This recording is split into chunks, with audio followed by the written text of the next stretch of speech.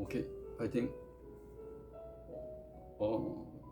자율신경계가 이제 우리가 이 스트레스를 받으면 이제 두 가지가 작동을 합니다. 자율신경계와 이제 내분무계. 자율신경계에서는 교감신경이 항진되고, 그 다음에 내분무계 통해서는 호르몬인 콜티졸, 아드레날린, 아드레날린 이런 것들이 분비되면서 그런 것들이 이제 염증이 되고 독소가 되고 혈압도 오르고 혈당도 오르고 심장 박동수도 빨라지고 또 열이 오르면서 염증성, 안구 돌출 이런 거에 큰 자가 면역 질환 이런 거에 큰 원인이 될 수가 있습니다. 근데 호흡 가운데서 우리가 448 호흡법을 하라고 그랬는데 448 들어 마시는 숨은 4초, 정지하는 숨은 4초, 내뱉는 호흡은 8초. 근데 들어 마시는 숨보다 왜 내뱉는 숨을 길게 해야 되냐면 우리가 이제 내뱉는 숨은 이제 부교감 신경을 이렇게 발달시키고 들어 마시는 숨은 교감 신경을 발달시켜서 우리가 이 교감 신경이 항진돼서 오는 이제 호르몬 콜티졸이나 아드레날린이 분비되는 거, 또 심장 박동수, 혈당 오르고 혈압 오르고 눈 돌출되고 안압 오르고 이런 것들을 교감 신경이 항진되면 발생한다면 부교감 신경은 그런 걸 진정시키고 다운시키고 그래서 세로토닌 행복하고 만족하고 기쁘고 막 페달 밟는 것을 브레이크를 거는 역할, 안정시키는 역할을 합니다. 그래서 콜티졸이나 이런 것은 이제 아침에 우리가 아침서부터 점심 사이에 많이 분비가 되고 이제 아드레날린, 부교감 신경은 아드레날린, 콜티졸은 주로 오전에 많이 분비가 되고 이제 부교감 신경은 주로 오후에 잘 때, 오후나 잘 때 부교감 신경이 이게 많이 이렇게 작용을 하게 됩니다. 부교감 신경이 작용돼서 만약에 잘 때 교감 신경이 항진돼 있으면 잠이 안 옵니다.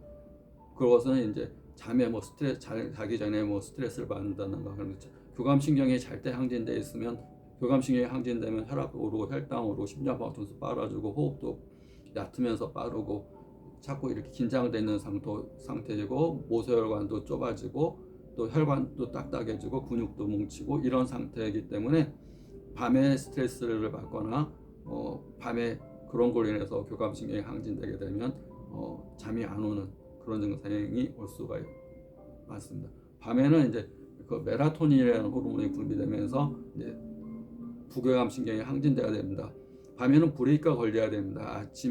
아침에는 페달을 밟는다면 인체의 생리는 이제 점심 지나서 이제 잘 때 가면 부교감 신경이 제 역할을 하면서 진정되고 안정되고 이제 그렇게 해야 됩니다. 아침에 막 활동했다면 저녁 때 잘 때는 하루 동안의 노폐물과 찌꺼기를 뇌에서도 노폐물과 찌꺼기를 청소하는 시간을 갖고 위장에서도 노폐물과 찌꺼기를 청소하는 기간, 장에서도 장을 비우는 시간.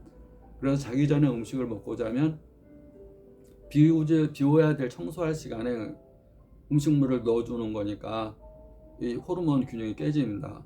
우리가 잘 때는 비워야 됩니다. 머릿속도 비고 음식도 비고 이렇게 만약에 잘 때 먹는다든가 음식을 먹는다든가 생각을 뭐 많이 한다든가 그러면 그건 불면증을 유발하게 되고 또 잘 때는 멜라토닌이라는 게 분비가 되면서 수면으로 싹 빠져들어야 되는데 잘 때 음식을 소화시키는 호르몬이 막 분비가 된다든가 생각을 많이 해서 여기 뭐 생각을 뭐 스트레스 호르몬을 막 분비된다든가 그러면 불면증을 유발하는 거고 그게 이제 반복되다 보면 질병으로 갈 수가 있습니다.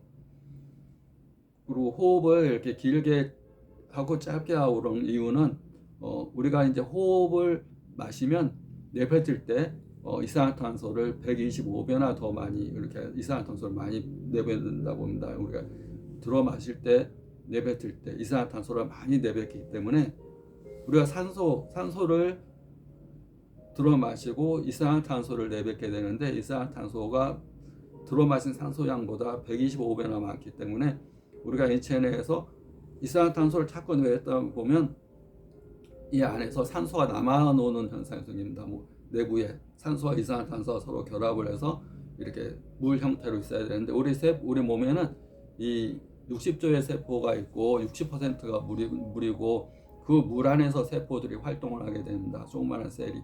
60%가 물덩어리입니다. 60조의 세포가 되어 있고요.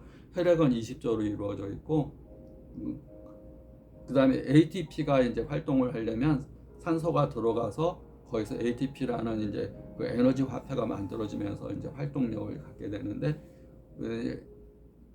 호흡을 산소는 쪽 1이라면 구에 내뱉을 때는 125배나 많은 이산화탄소를 내뱉기 때문에 내 몸에 있는 산소가 남아도는 현상이 생기게 됩니다. 남아돌면 이산화탄소가 없으니까 산소만 막 돌아다니니까 그걸 활성산소라고 그렇게 얘기합니다. 아무것도 한 거 없는데 피곤하고 활성산소가 있으면 자꾸 세포를 공격하고 세포를 상처 입히고 그것도 세포가 제 역할을 못하게 하고 염증과 이런 것들을 유발할 수가 있습니다. 그래서 들어 마시는 숨을 우리가 호흡을 많이 마시면 좋을 것 같은데 많이 들어 마실수록 내 몸에 활성산소를 더 많이 생기게 합니다. 그래서 호흡을 지나치게 막 이렇게 생기게 하는 뭐 마라톤이나 이런 것들은 좋을 것 같지만 오히려 활성산소를 더 많이 생기게 한다.